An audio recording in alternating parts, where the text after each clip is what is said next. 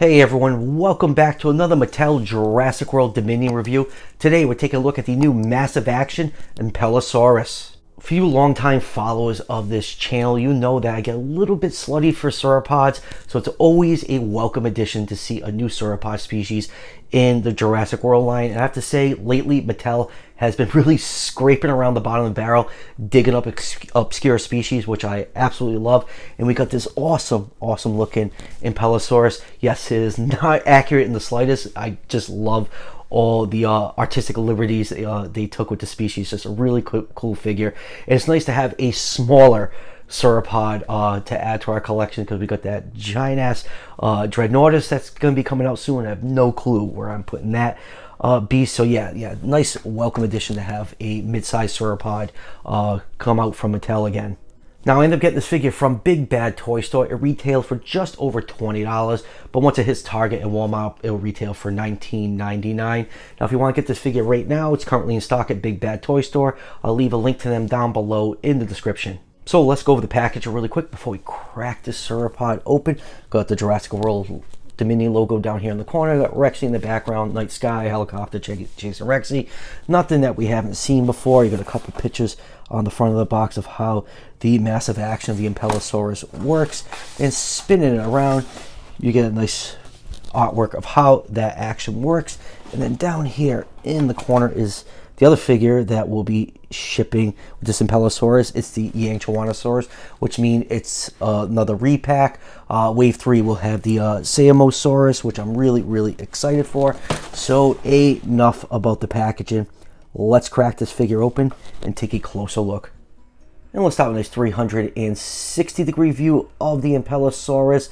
Mattel always reaching in and giving us really obscure species I never thought I would see in the Jurassic World line. Now, for those of you unfamiliar, what kind of dinosaur Ampelosaurus is, it's a type of sauropod. It's actually a type of titanosaur from the late Cretaceous of France. It's actually one of the best known dinosaurs from France. The proportions on this figure are really funky. It has a very short, stout neck, extremely short tail, and the head is just really boxy. The animal in real life would not have these proportions, but you have to remember Mattel is working with the size constraints of the packages for the massive action figures. This figure, every inch of the packaging, my camera needs to really focus in on this thing. Every inch of the packaging is taken up by the length of this figure, so you really can't fault them for not giving it, a super long tail. It does have an action feature, so the tail can't come unattached in the package, because most of the feature is operated by the tail. But you know what? It's a big, dumb, chunky sauropod figure, and I love this thing. I just like the creative liberties they took designing this figure. Color scheme is pretty decent. Come on, camera. There we go. It's mostly a rusty orange color. Then you have dark brown markings for the top of the back and the neck and head. You have a little bit of light blue around the head, and then you have some white for the underside of the throat. So a decent amount of paint apps. And like I said, I really like this figure. It's not accurate, and I'm okay with that. It's just a fun looking figure. And now for some quick measurements. This figure is 14 inches long from the tip of the tail to the tip of the snout, or 35.5 centimeters, and 6 inches tall to the top of the head, or 15.25 centimeters. So Ampelosaurus in real life was between 39 and 59 feet long, or 12 to 18 meters. So I'll put this figure somewhere in the 133 to the 150 scale range. Now let's zoom and take a look at some of the finer details on this figure, starting with the head.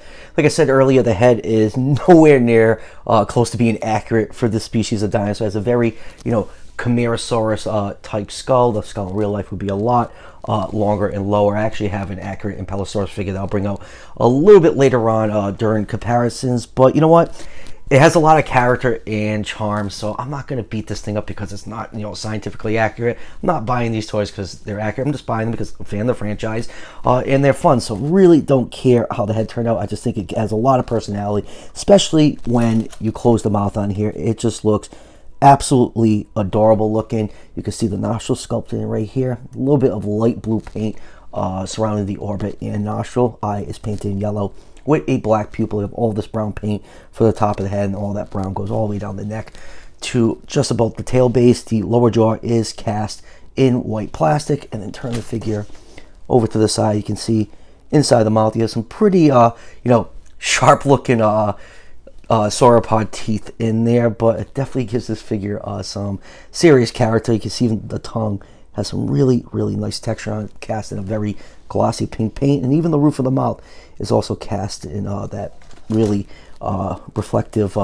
pink plastic. And then going down to the very short and stout neck, you have all these osteoderms all over the neck that go all the way down the body to the tip of the tail. Ampelosaurus in real life actually was armored. It had all these large spiky osteoderms all over its body. So that's a nice little accuracy touch from Mattel. You can see all that bright orange plastic contrast very, very nicely with the dark brown markings on the rest of the body. And then turn the figure over. On the underside of the neck, you do have some nice white paint to break up all that orange plastic on the neck. Then going down to the body of much larger spikes and osteoderms around the shoulder region, the top of the shoulders and along the back. And right here, if you pop up this little osteoderm, you do get the scan code to scan into the fax app.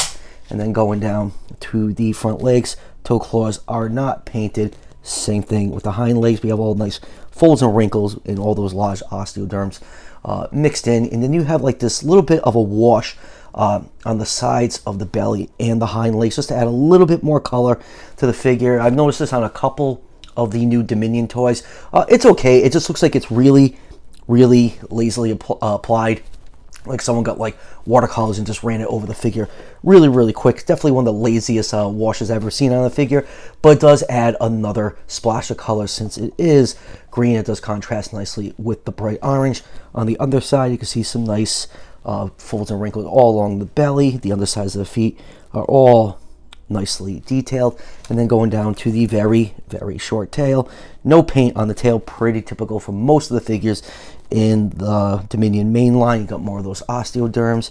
You can see on the back, you got a nice row of those spikes going down to the base of the tail. So yeah, really, really cool looking figure. I like it so much, I'll probably end up picking another one up when I see it in stores. I'd love to give this thing a repaint and pick out all the spikes and armor all over the figure. I think it would be just a really, really neat little custom project. Now for articulation, this figure doesn't have a ton of articulation because most of it is tied to its massive action feature. Front legs can move forwards and backwards about that far before it hits the side of the belly, but definitely much more better range of movement than the Hammond Collection Triceratops. And there's actually a hinge on those front legs that allows them to swing out if you want them to. And for the hind legs, you do get a hip pivot, and the hind legs can move forwards that far. Let's get the camera to focus in on that, and backwards that far before it starts rubbing up against the side of the body. And now let's move on to its massive action feature. There is a button on the tail right here which controls the mouth, so it can do num-nums or fight another dinosaur with those really vicious looking sauropod teeth. And then holding the figure, you can use the tail to move the head up and down, side to side. So yeah, nice range of movement for the neck on here. Definitely a lot of fun. I do like it. The action feature works good and just adds a little bit more character to this cool looking figure. Moving on with comparisons, first up, here it is with Old Man Grant. And next up, let's do a couple of these smaller dinosaur figures. Here it is with the Dimetrodon and the Pyroraptor. And next up, here it is with the Raw Striker Scorpio Venator. And here it is with its wave mate, the repack of the massive action Yang Chawanosaurus. And next, here it is with the Tickle Chicken, the Therizinosaurus. And next up here is Collecte's take on Ampelosaurus. You can see the proportions are much, much different. A long proportionate tail. The neck is a lot longer and slender. And let's just pick it up quick so you guys can just get a better look at it. A lot less boxy head, much more slender, and just an accurate figure. Like I said, not knocking Mattel's version. It's just to show you the difference. What the animal would have looked like in real life. And next here it is with a couple of other Mattel Sauropod. The rarer than tits on a bull, Ampelosaurus. It just blows my mind what this thing is going for now. I remember when I was collecting, you know, the Ampelosaurus wave barely hit stores. It was available online pretty readily. It was actually online on Amazon for months and months on end. I ended up getting a second one for like clearance that I used for custom. But yeah, it's crazy what the auto production figures, especially of a species that there's only one of in the line, go for. And in the back over here, we have the Legacy Collection Apatosaurus. So yeah, we have some pretty decent sauropod variety from Mattel. You don't forget, we have the Brachiosaurus. We got the Musaurus, and we're getting the Dreadnoughtus, which should be coming out soon. I almost bought one off Amazon Japan the other day. I'm like, oh, it's 55 bucks. And then when I was about to check out, it cost more than double that to ship it. So yeah, nah, I'll just wait for it to release in the US. And lastly, here it is with the Hammond Collection T-Rex, which would be my gold standard for Rex figures during my comparison section of my videos, because this figure is just absolutely amazing. So final thoughts on the Massive Action Ampelosaurus.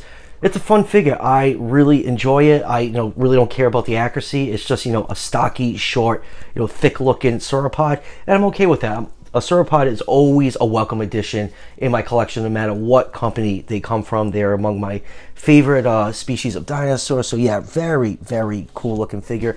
Love the orange and brown. It contrasts nicely. The head has a lot of character, especially if you stick like a toothpick in the button back here to keep the mouth shut. It really gives this figure a lot of character and personality. So yes, I do highly recommend it for your Jurassic World collection. And like I said at the beginning of the review, I ended up getting this figure from Big Bad Toy Store. They are currently shipping from there. Retails for around $20. And I think as of today, I think Collect Jurassic posted it that they are these are now shipping from Amazon. So I'll leave links down below to Big Bad Toy Store and Amazon if you want to get your hands on this figure. And I'm sure it's just a matter of time before this starts showing up on store shelves. So that will do it for the review. I still got the Raw Striker, Iguanodon, and Mega Raptor, so look for the reviews on those two figures really soon on the channel. And as always, if you're enjoying the content, show your support by hitting that subscription button just below the video. Each subscription helps out the channel tremendously, and it's greatly appreciated. And I'll see you guys for the next one.